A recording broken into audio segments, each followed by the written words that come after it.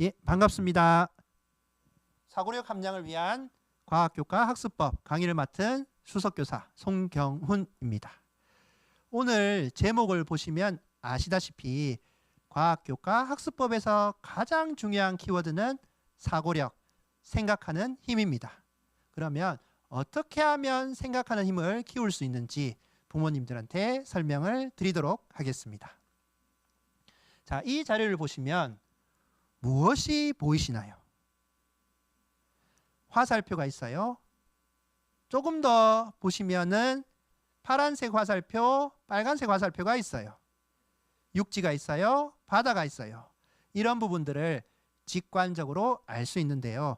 우리 학생들도 교과서의 자료를 볼 때 이렇게 직관적으로 알 수 있는 내용을 찾아보게 하는 경험을 가지는 것도 중요합니다.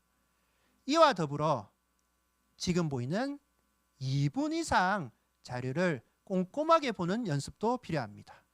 직관적으로 보이는 부분과 꼼꼼하게 봤을 때 찾을 수 있는 부분, 자료를 분석하는 힘을 키워야 되는 거죠.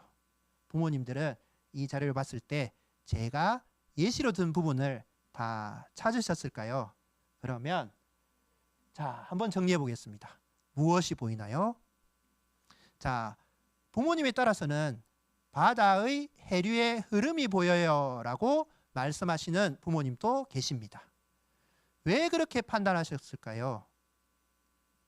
예전에 배웠던 내용이 떠오를 수도 있죠. 만약에 바다 해류의 흐름이 아니라 바다 위의 대기의 흐름이라면 이 자료를 어떻게 분석할 수 있을까? 과학에서 자료를 분석하는 힘은 이 세 개의 키워드에 답이 있습니다. 무엇이 보이나요? 왜 그렇게 판단하셨을까요? 만약에 이렇다면 어떨까요? 자, 자료를 분석하는 힘을 이 세 개의 키워드로 우리 아이들이 분석할 수 있게 많은 경험을 주셔야 됩니다. 그러면 다른 자료를 한번 보시겠습니다. 자, 이 자료를 보시면 부모님들은 무엇을 아실 수 있나요? 무엇이 보이시나요? 앞의 자료와 지금 자료를 비교해 본다면 어느 것이 쉬우십니까? 저는 추측컨대 앞의 자료가 조금 더 쉽지 않을까라는 생각이 드는데요. 그 이유는 이것 때문입니다. 정답, 배경지식 이런 것들 때문인데요. 우리 아이들한테 자료 분석을 시키면 잘 대답을 하지 않습니다. 그리고 그 자료를 외워서 대답을 합니다. 그러면 우리 아이들은 대답을 잘 안 하는 이유가 무엇일까요? 정답이 무서워서죠. 그런데 대부분의 과학자들은 어떤 자연현상을 봤을 때 바로 이것은 이것이다 라고 찾을 수 있었을까요? 그 과학자들도 수많은 실패의 경험을 통해서 알게 된 겁니다. 과학에서는 정답을 두려워하지 말고 오답이더라도 여러 번 생각하고 말하고 토의하는 경험이 중요하죠. 자, 그럼 앞의 자료와 뒤의 자료에 대답하기 어려웠던 그 이유, 이것 때문입니다. 배경지식입니다.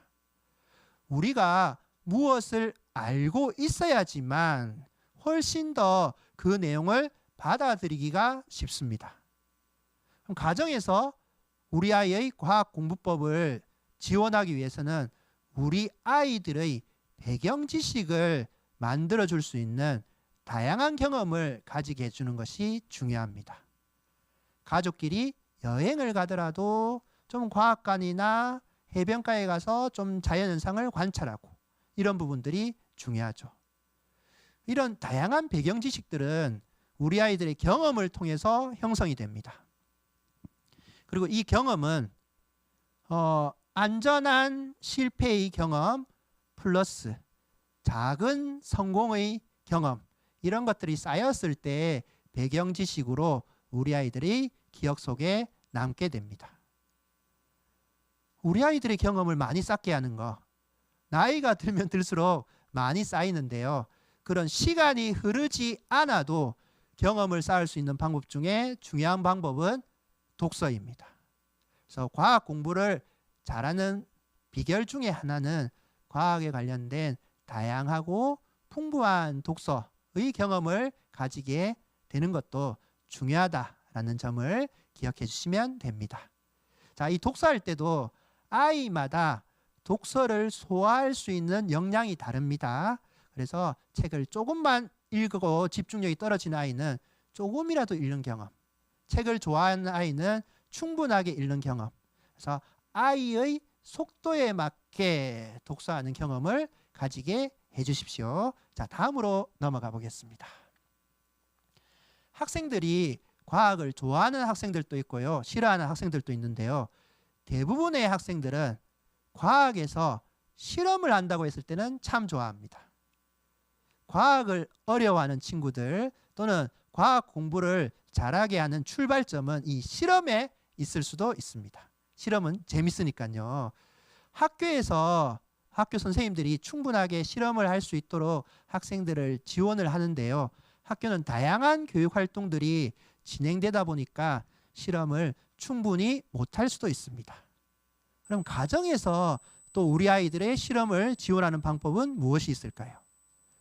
여행을 갔을 때 구름을 관찰해보고 특징을 정리한다든가, 바닷가로 갔을 때 돌멩이의 모양을 본다든가, 자연휴양림을 갔을 때 식물을 관찰한다든가, 이런 것들도 다 실험입니다. 그리고 그 아이의 대답을 존중해 주시고 이렇다면 어떨까라고 부모님이 좀 확장된 사고를 할 수 있는 질문을 던져보는 것도 좋을 것 같습니다. 혹시나 기회가 된다면 시중에 과학 실험 키트들도 많이 파는데요.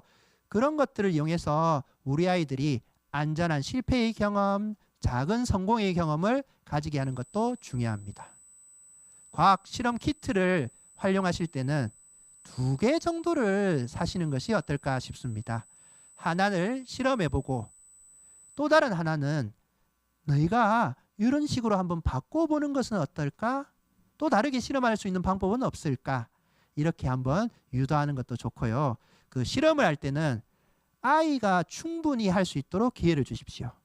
이 부분은 부서지기 쉬우니까 엄마 아빠가 대신해 줄게, 이렇게 하지 마시고 좀 부서뜨리면 어떻습니까? 그러면 다음번에는 그 실험할 때 안전하고 조심스럽게 할 수 있는 역량을 이 아이가 갖추게 되는 겁니다. 자, 실험, 과학을 어려워하는 친구의 출발점은 실험에서부터 찾자라는 것들을 힌트를 드립니다. 자, 과학 공부를 했다면 이제 머릿속에 기억에 남아야 되는데요. 글로 저장이 잘 될까요? 그림으로 저장이 잘 될까요? 제가 한번 사과라는 단어를 던져보겠습니다. 부모님 머릿속에는 사과라는 것이 빨간색 또는 초록색 그런 그림으로 떠오르죠. 자, 이것처럼 어떤 지식이 오랫동안 저장되어 있는 경우는 이런 그림이라는 형태로 잘 저장이 되어 있습니다.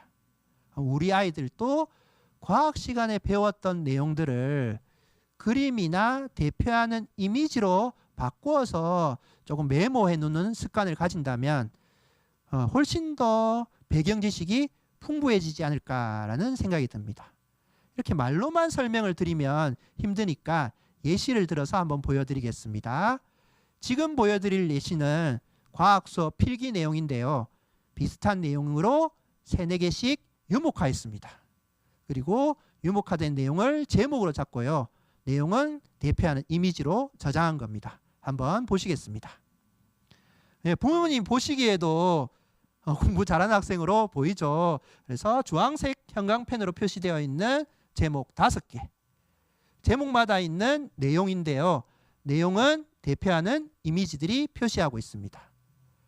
자, 이런 학습 내용을 이렇게 하면 오랫동안 기억할 수 있습니다.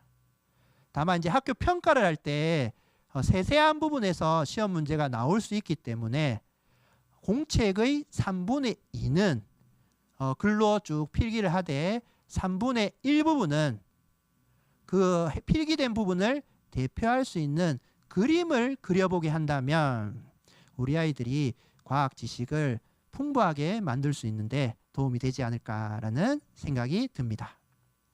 자, 수업 시간에 어떤 식으로 수업을 듣고 어떤 식으로 활동하는 것이 좋은가, 그 내용을 말씀드리겠습니다. 수업 시간에 배운 내용을 더 알고 싶어서 독서를 한다든지 실험을 한다든지 자료 조사를 한다든지의 활동을 하고요. 그로 인해서 배우고 느낀 점을 정리합니다. 자, 여기서 한 단계 더 나아가 보겠습니다. 배우고 느낀 점을 바탕으로 심화 탐구 활동으로 이어진다면 훨씬 더 좋지 않을까라는 생각이 듭니다. 중학교, 고등학교 과학에서는 수업 시간에 했던 내용이 과목별 세부 능력 및 특기 사항으로 기록이 되는데요. 지금 말씀드린 이 세 단계가 이루어진다면 아이들의 학습 과정이 풍부하게 기록으로 남을 수도 있겠습니다. 자, 앞으로 한번 가보겠습니다. 요즘 아이들은 AI를 잘 쓰기도 합니다. 그런데 AI한테 질문했던 내용을 있는 그대로 뺏겨서 어떤 결과 보고서를 작성한다면 아이들의 과학학습 역량을 함양하는 데 도움이 그렇게 되지 않습니다. 자료를 보면서 설명드리겠습니다. 제일 왼편 자료는 AI 자료를 이용해서 그대로 답을 뺏겨서 적는 경우인데요. 왼편의 자료에서 붉은색 선으로 표시된 것이 뇌에서 기억이 활성화되는 경우입니다. 활성화가 많이 안 되고 있죠. 가운데 자료는 인터넷 검색을 통해서 학생들이 자료를 정리한 경우입니다. 붉은색 선이 조금 늘어났다는 것을 확인할 수 있고요. 제일 오른쪽 자료는 스스로 생각했던 경우입니다. 붉은색으로 표시는 안 되지만 주황색 선이 아주 많은 것들을 관찰할 수 있습니다. 즉, 자기가 생각하는 힘을 가졌을 때 기억으로 오래 간다.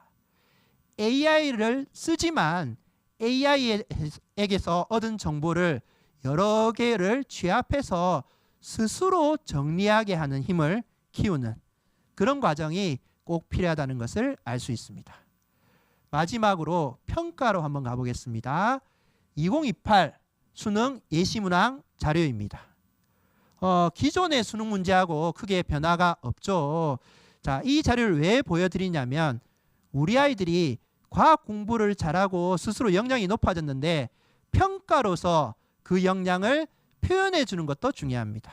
근데 시험 문제 평가에서 중요한 것은 이 문제가 무엇을 물어보는지를 아는 것도 중요하죠.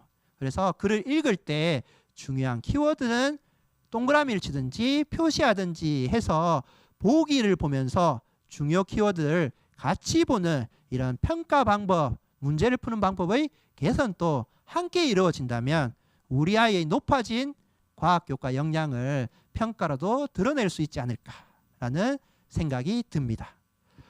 오늘 짧게 과학교과 학습법을 설명을 드렸는데요. 한번 정리해 보겠습니다. 배경 지식이 있어야 된다. 사고하는 힘을 키워야 된다. 그리고 평가에서는 무엇을 물어보는지 알 수 있는 힘을 키우게 중요 키워드들을 표시해야 된다. 이 세 부분을 꼭 기억해 주시기를 부탁드립니다. 이상으로 내용을 마치겠습니다. 감사합니다.